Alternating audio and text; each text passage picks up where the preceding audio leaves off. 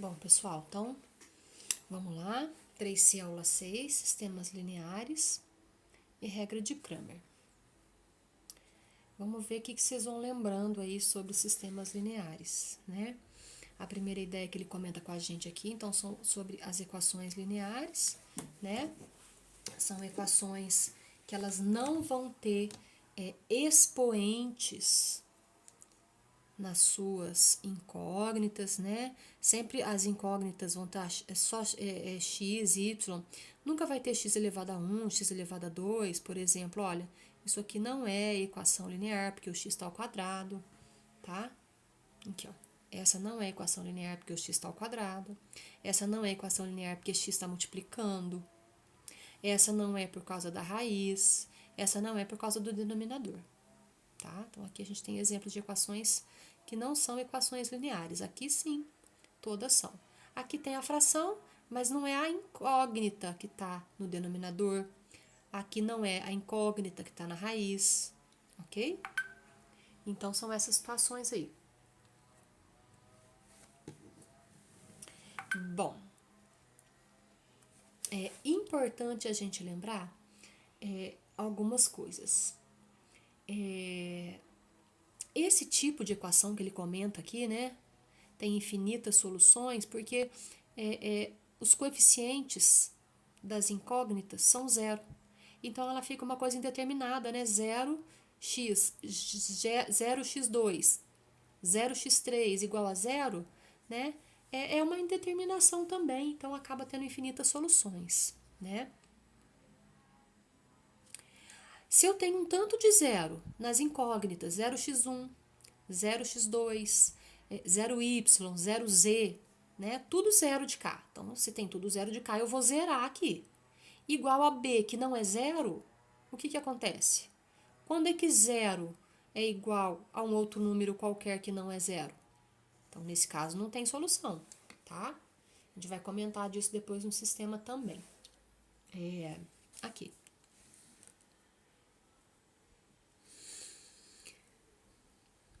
Admitir infinitas soluções não é o mesmo que admitir qualquer solução.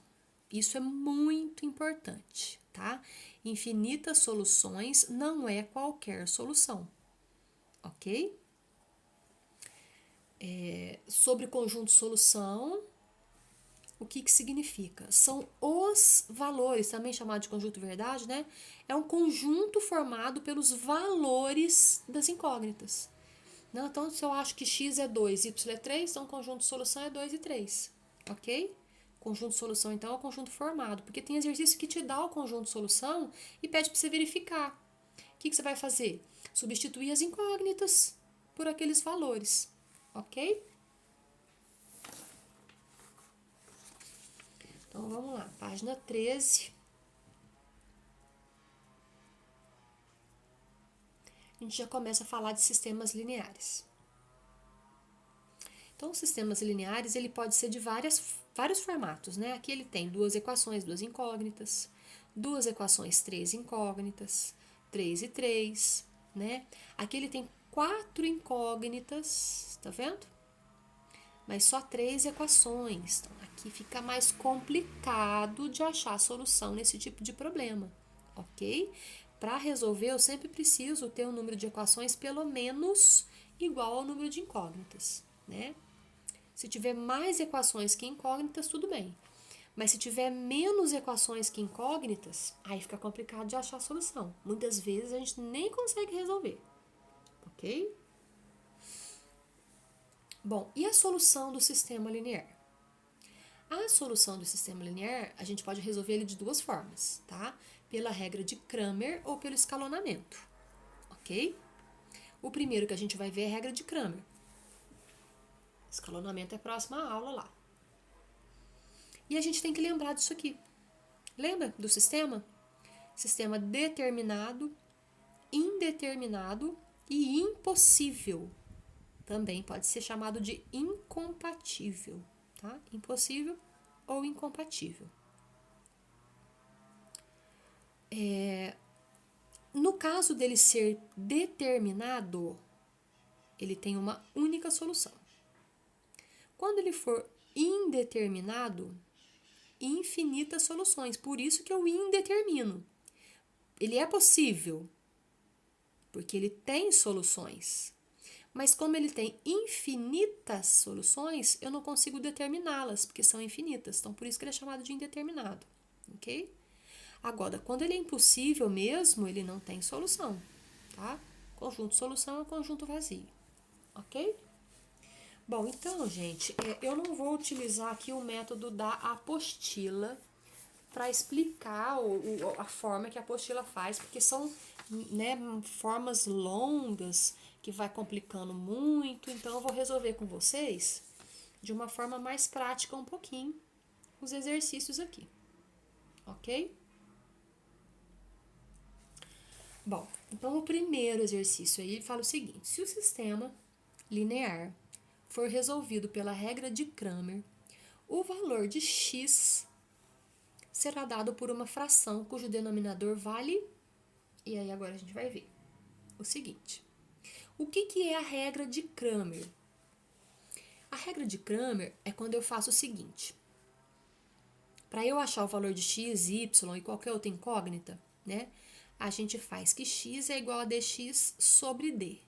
Se eu fosse achar o valor de y, eu ia fazer y igual a dy sobre d. Ok? Z é igual a dz sobre d. Esse d, sozinho, ele é o determinante formado por 3, 4, 5, 7 nesse caso. Então, o determinante aqui, o D, é formado pelos coeficientes das letras. Ok? Então, ele fala o seguinte, ó, o valor de x será dado por uma fração. Ele só quer saber o denominador. Ele não quer saber o valor do x, ele quer saber só o denominador. Então, pela fórmula, eu não preciso nem achar dx nesse caso. Eu vou achar só o d. Ok? Depois eu vou fazer explicando o dx. Então, como ele pediu só o denominador, eu vou fazer só o d. Então, eu vou pegar 3, 4, menos 5 e 7, achar o determinante. 3 e 7, 21. 4 vezes menos 5, menos 20, só que aqui eu troco o sinal, né? Fica mais 20, então o denominador é 41. Se ele pedisse o dx, o que eu teria que fazer para achar o dx?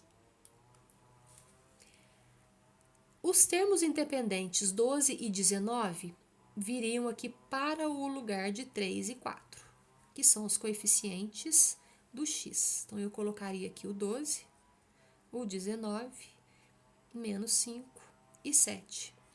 E aí, encontrar aqui esse determinante para achar o dx. Então, o dx seria o resultado desse determinante aqui. Se ele quisesse saber o x, né, é o resultado de dx sobre d, ok? Mas aqui ele pediu só o denominador vai ser 41. Ele não pediu isso aqui, ok?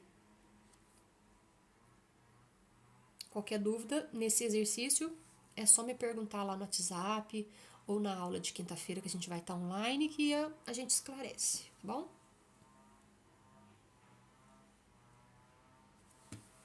Exercício, então, número 2. Tem aqui um sistema, além das incógnitas x e y, a gente vê que tem o parâmetro c, onde c é diferente de zero. Então, esse sistema admite uma solução xy com x igual a 1. Então, o valor de c é quanto? Bom, importante, ele deu o valor de x. Eu vou substituir o x aqui e aqui por 1. Então, a única coisa que eu fiz nesse primeiro passo aqui é colocar 1 aqui e 1 aqui, no lugar do x. O resto é igualzinho, tá? O que eu pensei em fazer? Manter a primeira equação.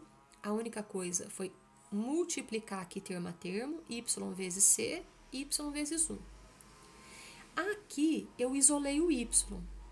Então, eu passei esse c para o lado de lá, subtraindo, mantive o y isolado.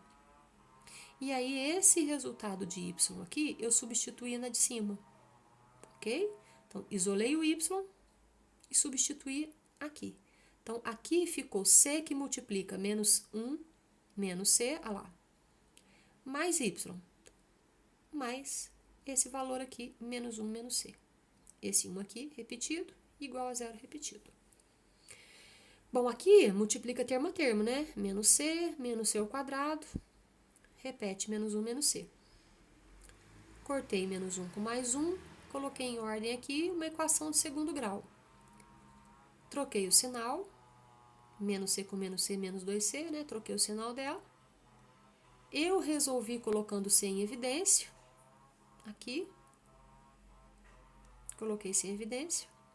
E quando a gente coloca em evidência, a gente divide aqui em duas partes, esse C igual a 0 e C mais 2 igual a 0.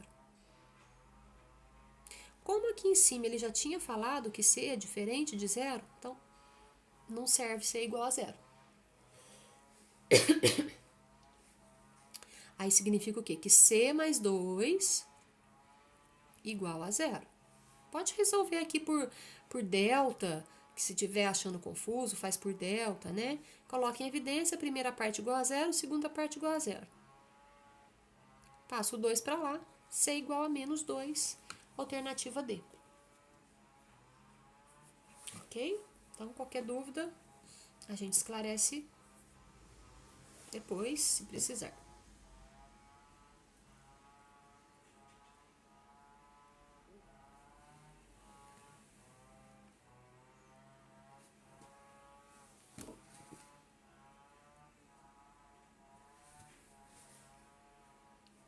Exercício 3. Considere 3 números inteiros, tais que as somas de 2 a 2 deles, distintos, resultam 20, 15 e 19. O que significa isso, né? Soma de 2 a 2. Então, são 3 números. Chamei de A, B e C esses 3 números. Soma de 2 a 2 significa A mais B. Então, eu vou somar A com B, A com C e depois B com C. Tá vendo? Isso que é a soma de 2 a 2. Resultam em 20, 15 e 19. Então, a soma de 2 a 2 é igual a 20, é igual a 15, é igual a 19. Tá vendo? Então, aqui eu tenho um sistema. Só que esse sistema aqui, desse jeito, eu não fiz por Cramer. Pode fazer por Cramer. Eu vou montar ele para quem quiser resolver por Cramer. Mas ele vai ficar muito mais rápido e mais fácil se a gente fizer o seguinte: toda vez que você tiver um sistema, ele tem 3 incógnitas, A, B e C, né? Mas nas equações só aparece de 2 em 2. Então, o que é mais fácil fazer? Ó, isolo A em função de C, isolo B em função de C. Então, tá vendo aqui? Passei o C para lá, subtraindo, passei o C para lá, subtraindo. Você sempre faz isso, tá? Passa sempre a mesma letra. E aí, o A em função de C, eu vou substituir aqui. O B em função de C, eu vou substituir aqui. Então, olha, onde tem A mais B igual a 20, o A, 15 menos C, e o B, 19 menos C. Fica muito mais fácil. Aí, você acha o C. Ok? Esse 19 aqui, né? Com 15.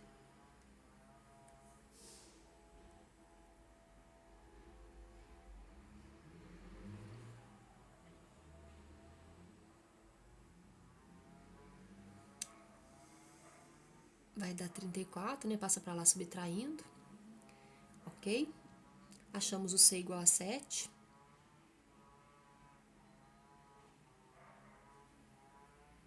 E aí, se substitui aqui, 7. Substitui aqui, 7.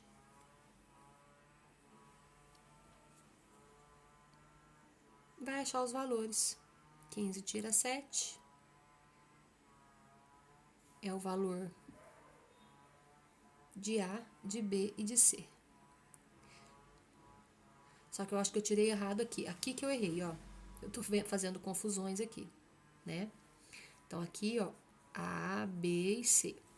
A, se o C deu 7, então A é 15, tira 7. A vai dar 8. B, 19, tira 7, vai dar 12. E o C é 7.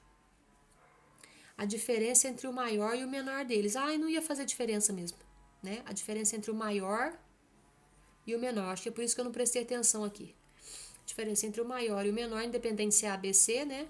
Aqui, a diferença entre 12 e 7 vai dar 5. Ok, pessoal?